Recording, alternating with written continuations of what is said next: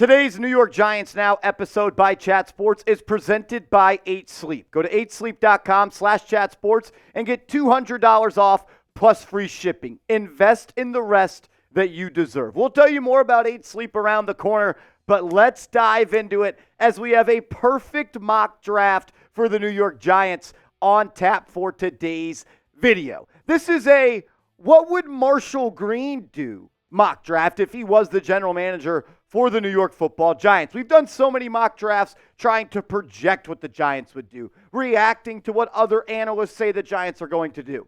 But I'm going to sit in the seat of Joe Shane, and I'm going to make the picks, and I'm going to call it a perfect mock draft for Big Blue. I think it's smart to set the stage by letting you know what draft picks the Giants do have coming up in the draft, as we are less than 3 weeks away.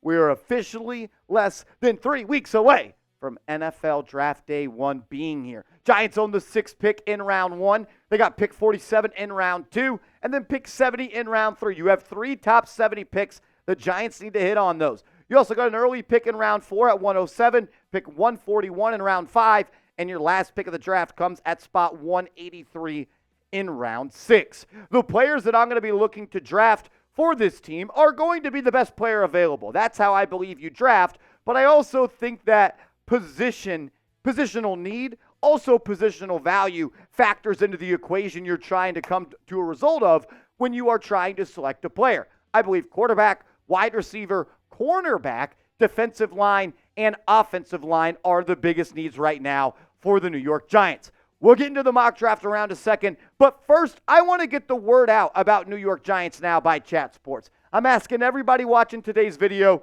to share this video on Twitter. Click the share button. It looks just like that. It's right underneath me. Select the X or Twitter icon. Click post to Twitter or X and tag me at @MarshallGreen_, and I'll give you a retweet, and I'm going to give you a shout out on the next New York Giants video. Draft season's around the corner. We're the #1 channel on YouTube that will cover that for Big Blue, and we're trying to get the word out, and we need your help. So share this video to Twitter, tag me, I'll retweet it, and I'll give you a follow back.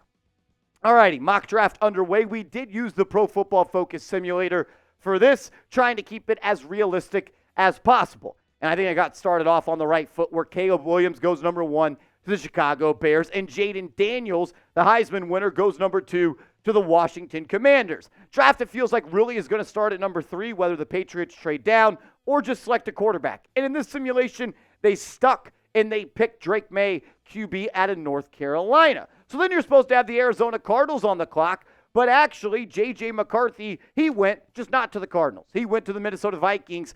Kwesi, he trades up to pick #4. He gives up pick 11 and 23 and the 2025 first-round pick for Minnesota. I could have moved up to pick #4, but I think giving up 2 future first-round picks to move up 2 slots to select J.J. McCarthy doesn't really match with the way that I value him in this draft. So then the Los Angeles Chargers are on the clock at #5.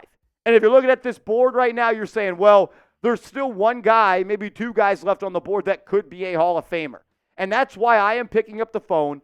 I'm calling Harbaugh, and I'm seeing what it would take to jump just 1 spot in the NFL draft to go and get Marvin Harrison Jr. Because I believe he is that special of a player that it is worth trading up 1 spot instead of just sticking and picking at 6 and letting Malik Neighbors fall into your lap. I do have MHJ as my #2 overall player in this class. And this is what the trade value chart says it would most likely cost for the Giants to move up. You would send pick #5 as well.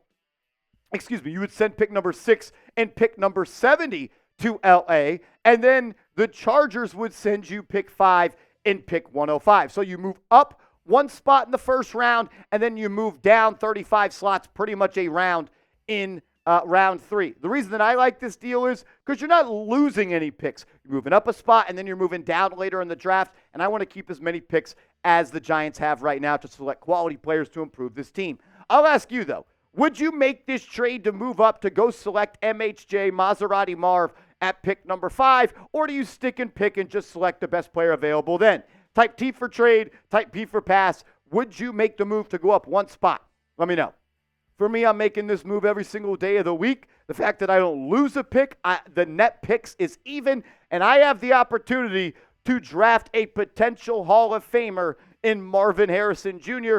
I'm pulling the trigger. I believe he is special, and I believe he is the best wide receiver draft prospect that we have seen in quite some time. He reminds me of a more athletic and a more vertical passing threat of A.J. Green. And A.J. Green's going to go to the Hall of Fame. I think Marvin Harrison Jr., if he lands in the right spot, stays healthy, and the Giants get a quarterback one day, he could be on his way to having a bust in Canton, Ohio. The dude is unbelievable. 28 touchdown grabs in the last 2 years, over 130 grabs total, more than 2,500 yards when it comes to receiving. He's a big play threat. He could do it all. 16.4 yards per catch last year, 18.1 yards per catch this year, over 100 yards per game. He is a special prospect. I know a lot of people are like, Marshall, why didn't we just stay at pick 6 and select Malik Neighbors? And I'm not going to be mad at anybody that believes that.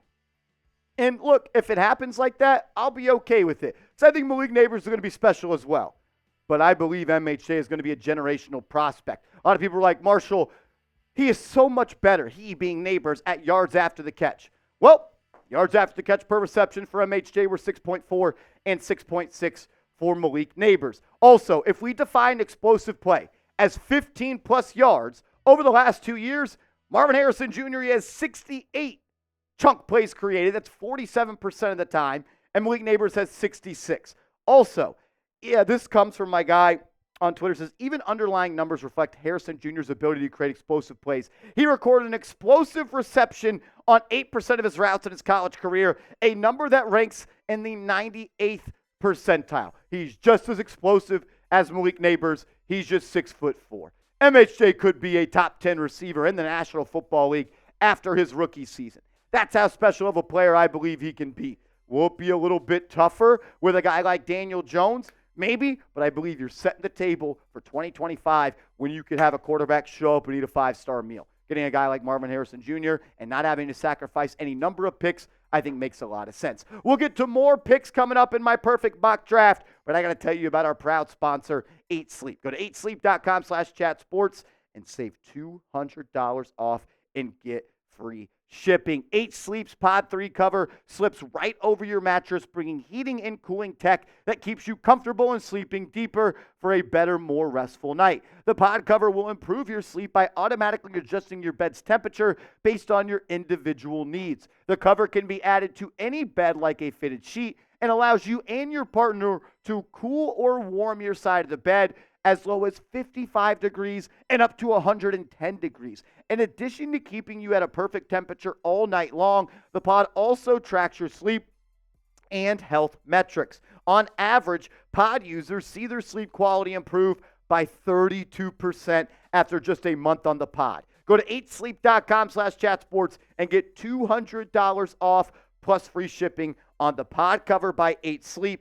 Invest in the rest you deserve with the 8Sleep pod. Everybody's going to thank me later. Check them out. It's changed my life. It could do the same for you. Go to this link, 8sleep.com/chatsports, and get $200 off plus free shipping. Because we love and care about you, we'll make it clickable down in the comments and description of today's video. So in round 1, you trade up from pick 6 to 5. You get Malik Neighbors, and you just fall back 30 picks in. You fall out of round 3, and you just go to round 4. So Giants are on the clock at pick number 47, and these were the best players that were available. Tyler Nubin, safety out of Minnesota. Zach Frazier, the center out of West Virginia. Braden Fisk, the interior defensive lineman out of Florida State. Javon Bullard, the safety out of Georgia. Jatavian Sanders, the guy that I am in love with. Just don't know if the Giants would select a tight end at this spot. Then you got Rook, the D lineman out of Clemson. He is rising up draft boards. You got potentially RB1 and Jonathan Brooks out of University of Texas. Chris Jenkins, one of the top run-stuffing D linemen in this draft out of Michigan. Christian Haynes, arguably the best guard in this class out of UConn. And the best corner left on the board, in my opinion, was Kyrie Jackson out of Oregon. This was a really tough pick for me. I didn't really love where I was at. I flirted with the idea of trading down, but I decided to stick and pick. And according to my big board, Braden Fisk, the interior defensive lineman from Florida State, was the number 1 player on my big board. He also matches the position of need, the interior defensive line, and he is the guy that I am selecting at pick number 47. 6'5", 297 pounds. That's what kind of is, I would say, preventing him from being a number one overall selection. You look at the measurements that came in at the combine, they really had him at 6'3.5" and 292 pounds. They worry about his arm length and his size. But when you talk about physical freak, when you talk about someone that is an athletic wizard, that is what Fiske is, running a 4.7 40-yard dash over the 90th percentile. He had an RAS score of 9.89 on a scale of 1 to 10. He jumped out of the gym when it came to the vertical and broad jump. He is an explosive athlete, and he plays the game the right way. He's got a high football IQ. He's got great technique. He's also someone that has an elite motor. He doesn't stop until the echo of the whistle. He also can create pass rushing success. He can create pressure from inside the D line. 28 pressures this year at Florida State. The prior 2 years at Western Michigan, more than 80 pressures. He had 6 sacks this year, 6 sacks last year, 9 tackles for loss this year, 12 last year. He loves to create havoc. He makes plays at or near the line of scrimmage at a very high rate. And I am building in the trenches on the defense. You got a guy like Brian Burns, just 25 years old. Dexter Lawrence, just 26 years old. Braden Fisk, a little bit older of a prospect, but he's ready to plug and play and be an impact player on day one. He's 24. And you got Kayvon Thibodeau at 23 and Azeez Ojulari at 23.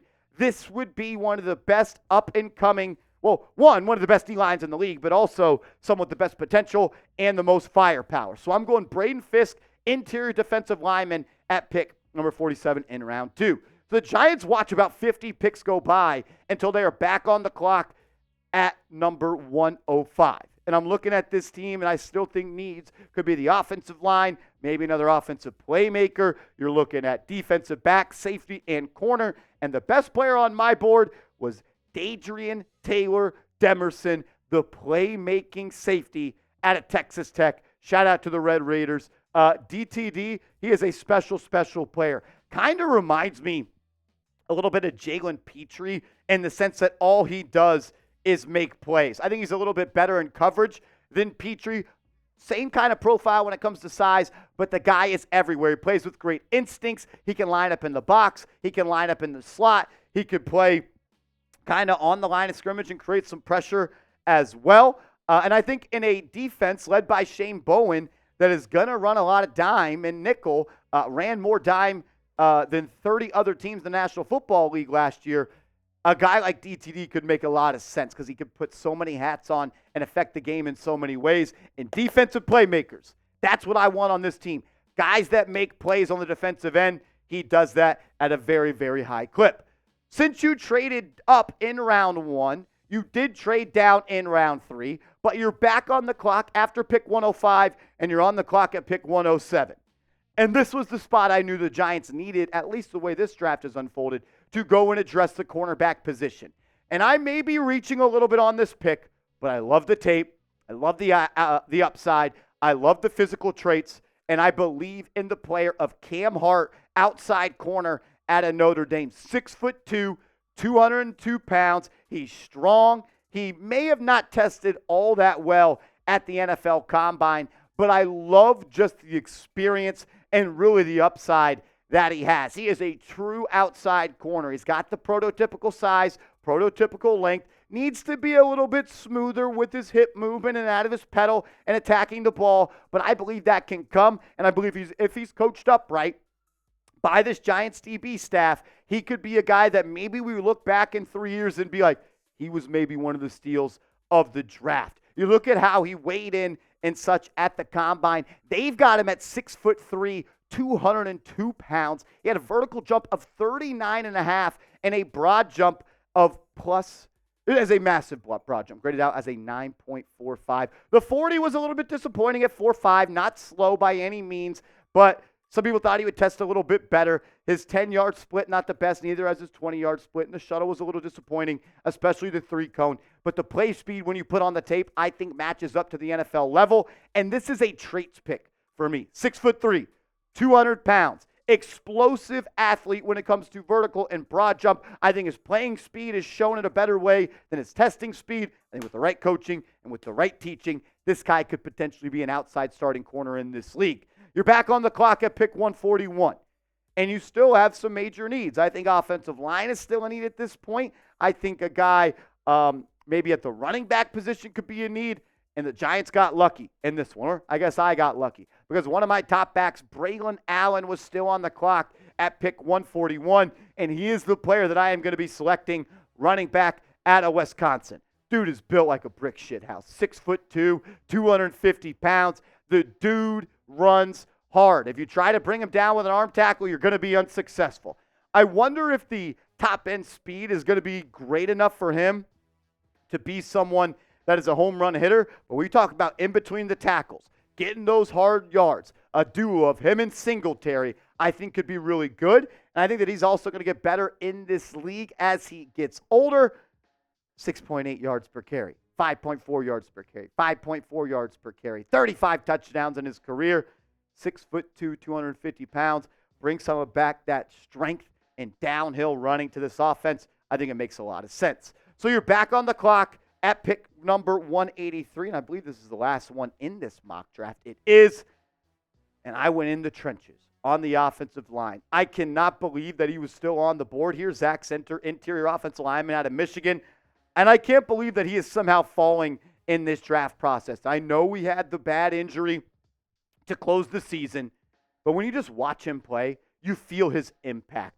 And when you think about a Michigan lineman, it is Zack Center. In 650 snaps last year, 0 sacks allowed, 0 hits, 0 penalties.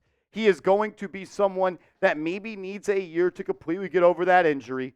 But when you talk about someone that at minimum is going to be a rotational player, that is Zinter. And I think he has starting upside. And I think he could honestly be a starter maybe as soon as year 2 in this league. He's a stud. He is a Michigan man, and he was coached up the right way. And I just love the attitude that he has, the love that was shown for him when he was injured. He was a leader for that team, and he was a part of an offensive line that absolutely dominated college football over the last couple of years. The Giants' interior offensive line got a little bit of a boost this offseason in free agency by signing John Runyon and Jermaine Illuminor, but I think more is needed, and getting a guy like Zinter at pick 180 like you did really, really helps out this team. So this is what my perfect mock draft came out to be. You get the best wide receiver in the draft, a guy that I think could be wearing a gold jacket one day. You get one of the most electric, athletic, game-changing interior defensive lineman in Braden Fisk in round 2. You get a player at a position of need with high upside in Dadrion Taylor-Demerson, the strong safety, free safety, whatever you want to call him, out of Texas Tech. You get a really high traits outside corner in Cam Hart. You get a plug-and-play running back in Braelon Allen, and you got to get a guy in Zack Center, who I believe has one of the highest floors in this draft and maybe the potential to be a starting offensive lineman on a really good O-line one day down the future. I want you to grade my mock draft for me. A, B, C, D, or F. Get out your red pen and let me know your grade for my mock draft. So you're going through these mock drafts, and you always have some wishes and some ifs and things you would have liked to have done differently. And for me, it just would have been addressing the cornerback position a little bit earlier, and that comes with a sacrifice of moving up from 6 to 5. And I understand some people said, Marshall, you shouldn't have done that. Just stick with Neighbors. But I believe when you get the best player in the draft at a position of need like that, I believe the gap between Marvin Harrison Jr. and Neighbors is large enough to sacrifice moving down 30 spots from round 3 to round 4. Would have liked to address corner earlier, but you're never going to get your team completely right in a mock draft. I would give myself a B+. Really love the pick of Allen and Zinter at that spot. I'm a big fan of Cam Hart. Going to need to develop more, but with the right coaching and the right teaching, I think he can get there. DTD is a playmaking safety, and I love Fiske and I love Harrison. I think they're two of the most pro-ready prospects to make an impact. But grade it for me. A, B, C, D, or F. And hit me up on Twitter and Instagram at @MarshallGreen_. We'll see you later. If you haven't yet, hit that thumbs up icon, and let's go Big Blue.